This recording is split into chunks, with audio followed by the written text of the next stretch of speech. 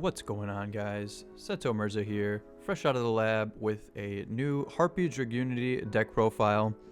If you guys haven't seen already, I just posted a new Harpie Dragunity combo video the other day, so make sure to check that out either before or after this video, just so you get an idea of what this deck is trying to go for and see how it all ties together. And without further ado, let's just hop right into it. So I've decided to start off the profile a bit differently now, and we're just going to talk about this card right off the bat. So Harpie's Featherstorm, definitely the best card in the deck. Pretty much the backbone of any kind of Harpie combo strategy, or any deck that's going to aim to use Harpies as an engine, is basically doing it for the reason to be able to play this card.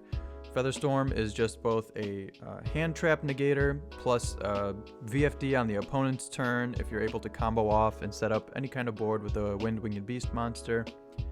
We can search this card with Hysteric Sign, so it's got extra utility in this deck, and definitely would not be able to play this deck without this card, otherwise you would just be way too susceptible to cards like Nibiru.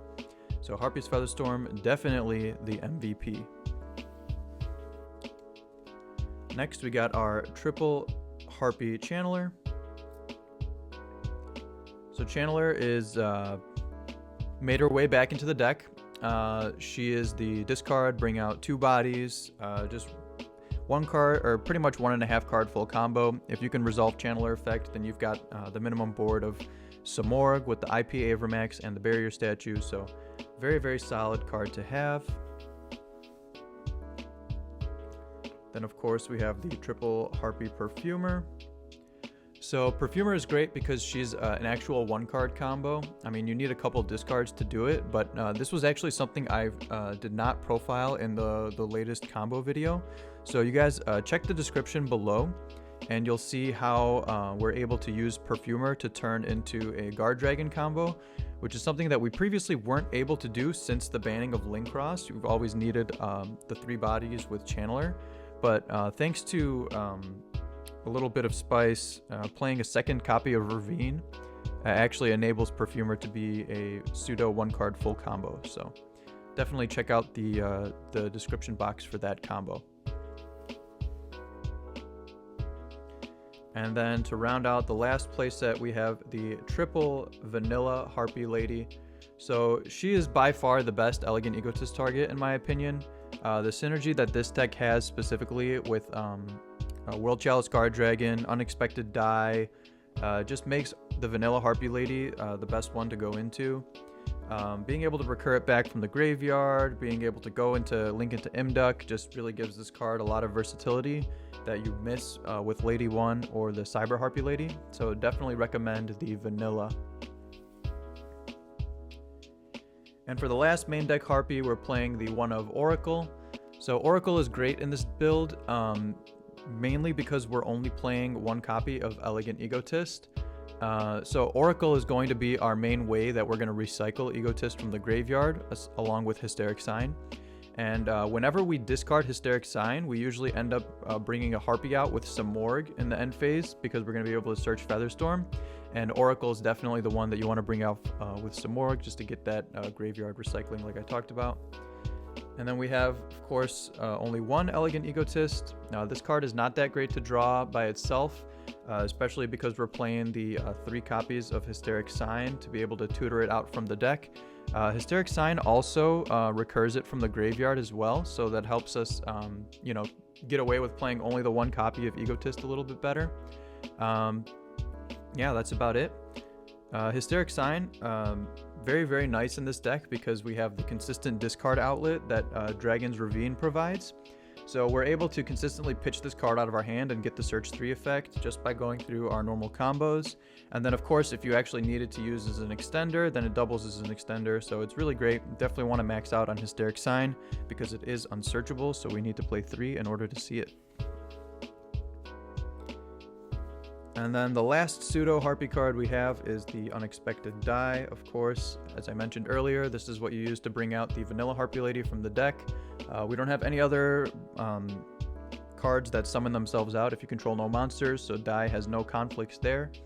and really good to be able to combo off whenever you open somewhat bricky hands. Like if you open like the DMZ Dragon plus an unexpected die, you can still go into Romulus and play that way.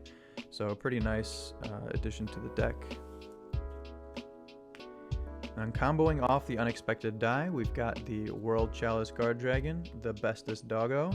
So he is such a good boy. Like, he's a 1-card, 2-body extender whenever you open up the vanilla Harpie lady, either just by normal summoning the vanilla, bringing out with Egotist, using unexpected die.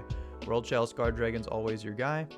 And he's also our target to send off of Ravine if you want to actually use the other effect to send a dragon from deck to graveyard. This is pretty much our main target, aside from Remus. But yeah, I really like what World Chalice Guard Dragon provides for this deck. If you open multiples of this card, you can actually combo off with both copies using both of Imduck's effects. And it also has the underrated effect where you're actually able to use this as a hand trap. So if you open 2 and you're able to set the Romulus up so that it's linked when it comes out of the extra deck, and your opponent activates like an Imperm, for example, then you can just pitch the World Chalice Guard Dragon to negate the Imperm and get your Romulus to resolve that way. Now moving on into the Dragunity package, we've got our triple Remus. So Remus is definitely one of the better cards in this deck. Like, he's probably like what I would call like the Fractal of this deck, if you were to relate this to like a Harpie Tri-Brigade build, where you're able to just use your normal summon freely whenever you open up Remus, because you know if your normal summon gets negated, you've still got plays because you can just go Remus, grab Ravine, and then use Ravine to search your Legatus. So I'm only playing 1 copy of the Legatus because it's very searchable off of Remus and Dragon's Ravine, of course. So I've upped Ravine from 1 copy to 2 from my original draft, if you've seen it in the Harpie Discord. So the reason we're playing 2 Ravine is for the ability to be able to go Romulus, search Ravine, Ravine pitch a card to grab Remus, Remus pitch itself to grab the second Ravine, and then since Ravine is not hard once per turn, you're actually able to use the effect to discard and search out the Legatus that way. So you pretty much load your graveyard up with the Remus, you get the Legatus on board, and you already have Romulus, and there you go, you're able to do the full Guard Dragon combo just by setting up an LP with a triple burst. So definitely 2 Ravine, something that I had my eyes opened up to very recently, and I'm glad that I did. Again, check out the description for the combo involving 1 Perfumer, double Ravine for the Guard Dragon combo.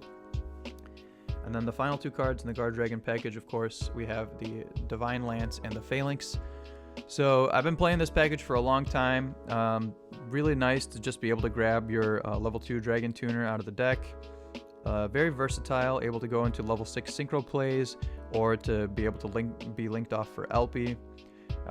Yeah, definitely wouldn't recommend cutting this card. I know people are playing stuff like Dragunity Glow, but I don't think that's needed until we get to, if LP were to potentially get banned. But this deck is definitely going to take full advantage of LP while we have them, so definitely playing the Divine Lance and Phalanx package.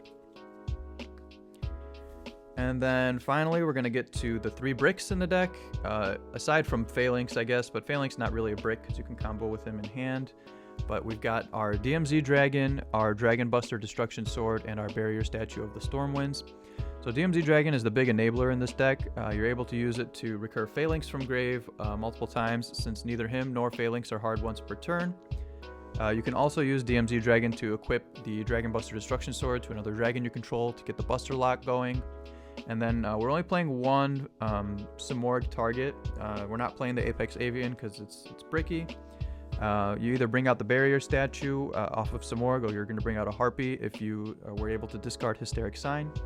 And the Barrier Statue is also nice because you don't really need it. Like, if you open the Barrier Statue plus like Unexpected Die, for example, you can just go die, bring out the Harpie, normal summon the Barrier Statue, and then link those off into Romulus and be able to combo off that way.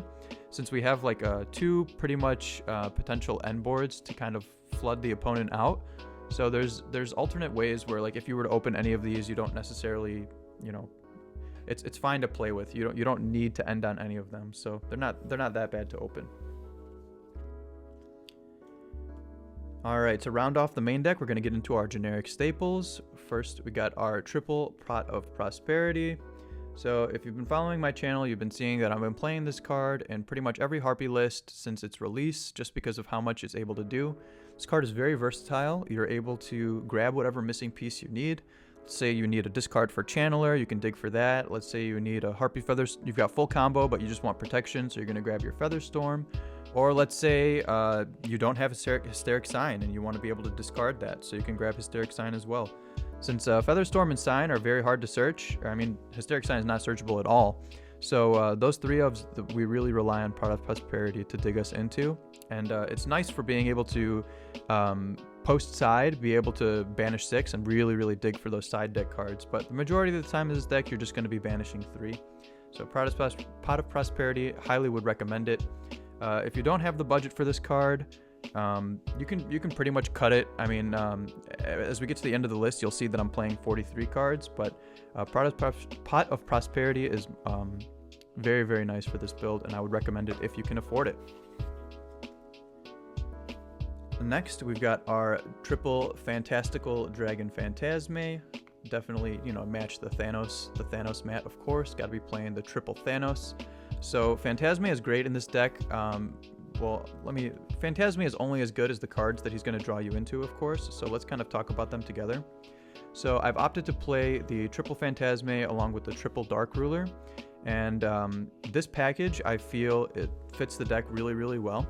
Phantasme is able to put a dragon on board, able to help fix your hand going second, and just very relevant in the current format. Dragon links, of course, you can Saryuja against them by drawing 4, putting back 3 when they get the LP on board. Then, of course, you have Shaddoll, the invoked side of that deck, or even the Shaddoll side of the deck going into Gravity Controller. They link up, so you're able to drop Phantasme there. And even Prank Kids, I mean, obviously they link a lot, so dropping Phantasme is relevant in that matchup too. And just getting the free body as well as targeting protection, being able to discard like a Hysteric Sign to negate Tidying has come up for me, which is really nice. And yeah, Phantasme, hopefully going to draw us into the Dark Ruler. So Dark Ruler is pretty much just that one card silver bullet this format. I was considering playing Forbidden Droplet, and that was actually in the list before.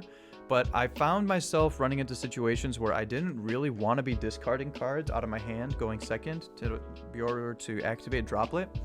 And I know we have Hysteric Sign, and being able to use Droplet to send Hysteric Sign for cost is like great in theory, and as well as Droplet being versatile, being able to go first or second, being able to set it as part of your board is also pretty nice, especially when you're trying to defend a barrier statue. But I really ran into situations where going second, you want to play with every single card in your hand, and Forbidden Droplet kind of, worked against that. And this deck doesn't really have that many great discards outside of Hysteric Sign. So I think we can definitely play the Dark Ruler instead, and I'm actually opting for it over Forbidden Droplet. But this is something that you guys can test, and if you have droplets, of course, toss them in there, see how it works. You could even play Droplet in the main, Dark Ruler in the side. But yeah, Phantasme, digging for Dark Ruler no more, very nice in my opinion, as well as just being a free dragon body that helps fix your hand. So that's it for the main deck. The main deck count, like I said earlier, was 43. So originally I was playing 40 without the Phantasmes, but I ended up putting the 3 Phantasmes in last night and doing some extensive testing on Dueling Book Rated, and I found that the Phantasme was overperforming pretty much every time I saw it going second. It was really nice. And playing 40 cards in this list was kind of bricky, because we've got like the DMZ Dragon, the Dragon Buster Destruction Sword, the Barrier Statue, the Divine Lance, Phalanx, like cards you don't necessarily want to be drawing in your opening hand. But Phantasme helps space out those bricks a little bit more, while also helping boost consistency as well. So I think 43 is the way to go for this build specifically.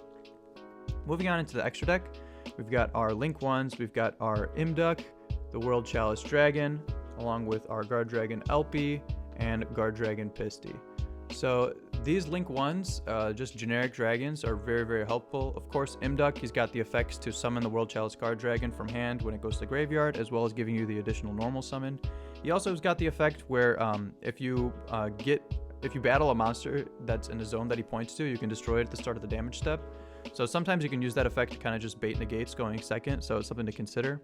LP Pisty, not really much to say, just of course we're going to abuse LP until he's gone. LP brings out DMZ Dragon 99% of the time in this deck, and then Pisty brings back DMZ from the grave, so both DMZ enablers here. And then we've got our Dragon Link 2 package, we've got our Romulus, our Dragon Buster Whelp, Protector Whelp, and the Hieratic Seal of Heavenly Spheres. So Romulus is definitely the powerhouse in the extra deck. Everything is going to revolve around him. He grabs you Ravine, he grabs you Divine Lance, based on whatever you need. Just one Romulus is going to get you a full combo regardless of what else you open up. You're able to end on a Seal plus a Buster Lock, which is nice as a minimum combo board. But usually you're going to be able to go up to some Morg, get the IP Avermax, maybe a Synchro 8 on top of it as well. The Protector Whelp is really here just as a generic Link 2 to break our Guard Dragon lock that has the additional ability to send a Dragon Buster Destruction Sword to grave. And then Hieratic Seal, we end on it whenever we get Dragon locked. It's a very, amazing card in the format. There's not really much to be said.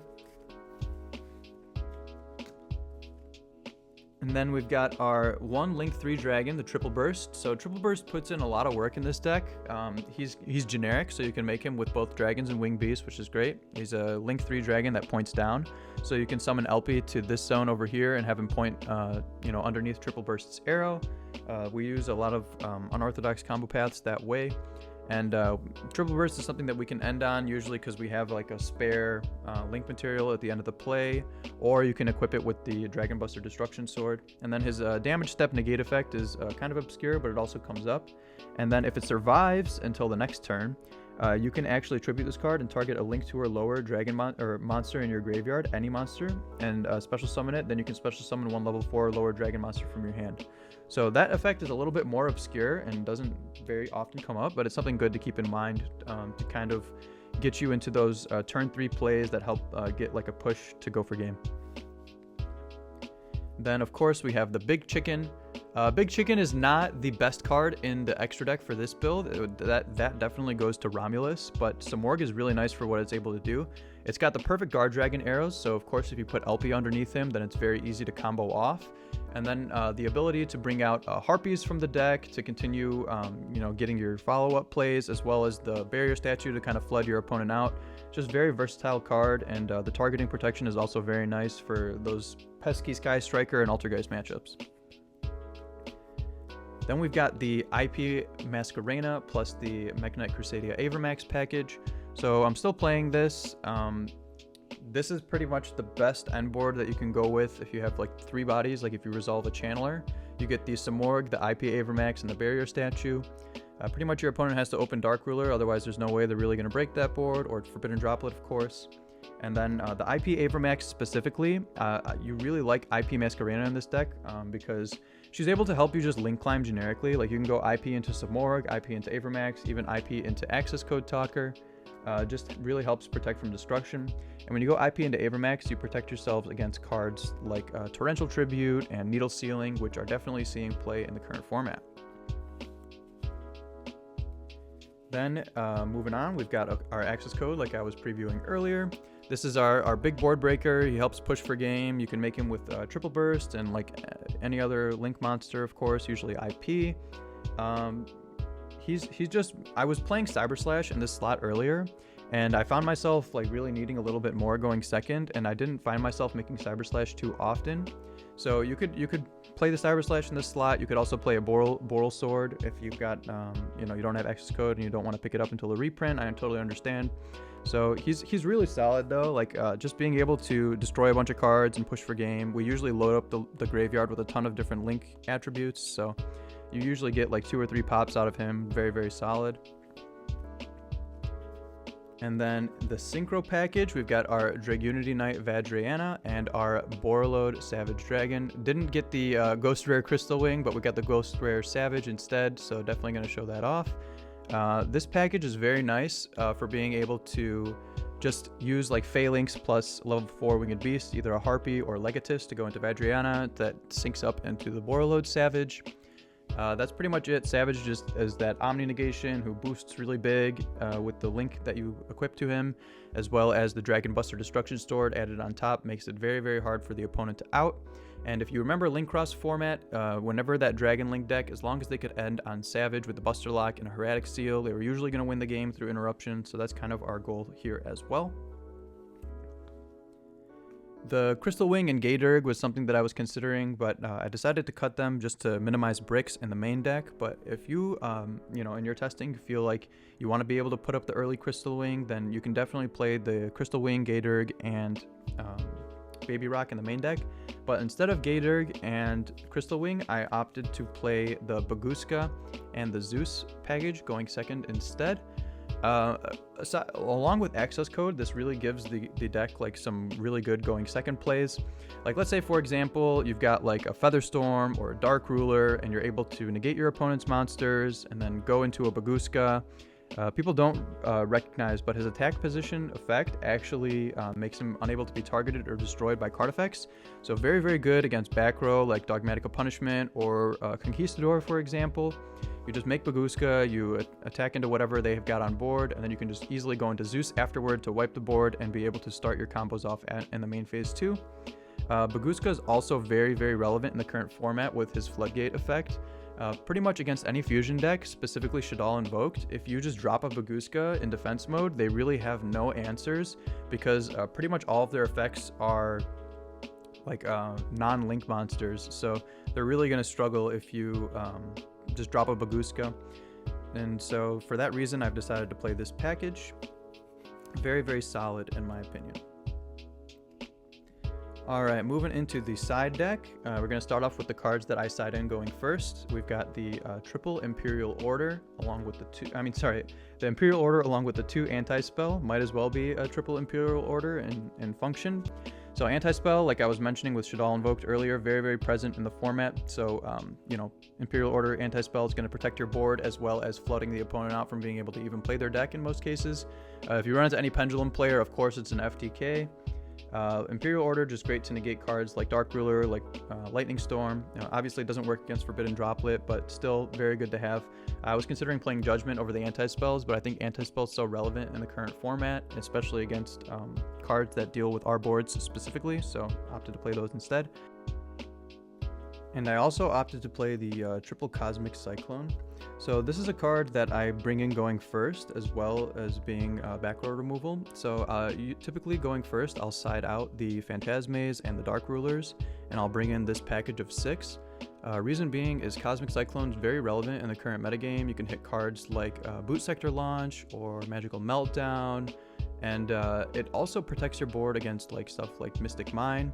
And so for that reason, I think Cosmic Cyclone is a very versatile card going first or second. Its applications going second, of course, are hitting the Shaddoll Schism, as well as the Prank Kids Pandemonium in the current format, as well as dealing with any potential floodgates that your opponent may flip on you mid-combo. So for that reason, I really like Cosmic Cyclone. I was thinking about playing Twin Twister, but a lot of the time, when you're setting this back row removal going first, you can't always guarantee that you have a card left in hand after you combo off. So Cosmic Cyclone, just doing that 1,000 life points cost actually makes it a lot better for going first. So that was another reason that helped me choose Cosmic Cyclone over Twin Twisters in the main. In the side. And then next, on the topic of back row removal, we've got of course, Harpie's Feather Duster, along with its partners in crime, the Red Reboot and the Dino Wrestler Pankratops. So these cards all at one for a reason, and they're all very powerful. Red Reboot, people are choosing to cut this card, I think, just because the interaction with Shaddoll Schism under Magical Meltdown makes Reboot like kind of dead. But with the addition or the relevance of a lot of trap decks, especially after Pact popularized that Nadir Eldritch list, I think you really need to be playing these cards because these 2 blowouts are pretty much the only way that you're going to be able to deal with like 5 really powerful set back row. And so for that reason, we're playing the Reboot, the Duster, and the Pankratops. Pankratops just generically good going second. You even bring this in against Dragon Link and 2 for 1 against their board. And then for hand traps, we are playing the triple Nibiru, the Primal Being. Nibiru, very good in this format. I mean, of course, Dragon Link, you Phantasme, draw 4, put back 3, hopefully grab a Nibiru or a Dark Ruler, and then just, hit their whole board with it. And then in addition to that, we're playing the triple Droll and Lockbird as well. Droll and Lockbird, very versatile. It's good against the Dragon Link matchup, of course, but it also is good against Shaddoll Invoked, because anytime they Terraform or Magical Meltdown, you can just drop a Droll and Lockbird and typically skip their turn. This deck really does well playing Droll because you capitalize off of the tempo big time. If you're able to skip the opponent's turn and then get your own turn where you're able to set up your combo and flood them out, then Droll really works. And if you're only going to open up one hand trap, it's pretty much got to be one of these two versus Dragon Link to be able to have like a chance of like stopping their board enough to where you have a chance to play through it. So for that reason, these are the 6 hand traps we are playing. Very high impact, all good to draw a Phantasme, except Droll. Droll's kind of iffy to draw a Phantasme. You pretty much have to, you don't want to draw it off of the Phantasme, but it still works where you're able to, when they summon Striker Dragon, you can Phantasme and then chain Droll, or you can, sorry, how does that work again? So if they Striker Dragon and you drop Phantasme, and then you drop Phantasme there, you do your draw and you put some back, and then on resolution you drop Droll after that. That's pretty much how it works. So it's not optimal, but it is still a way to play it with Phantasme, and since it's so high impact, we definitely have to opt to play it. Alright guys, so that's been my Harpie Dragunity deck profile. Like I said, be sure to check out the description for the quote-unquote 1-card Perfumer combo. And if you made it this far in the video, definitely have to leave a sub. Make sure to like and leave a comment below. I respond to pretty much, every single comment on the channel, and I really love seeing all the feedback. Helps motivate me to continue putting out great content like this. So until next time, this is Seto Mirza signing off. Peace!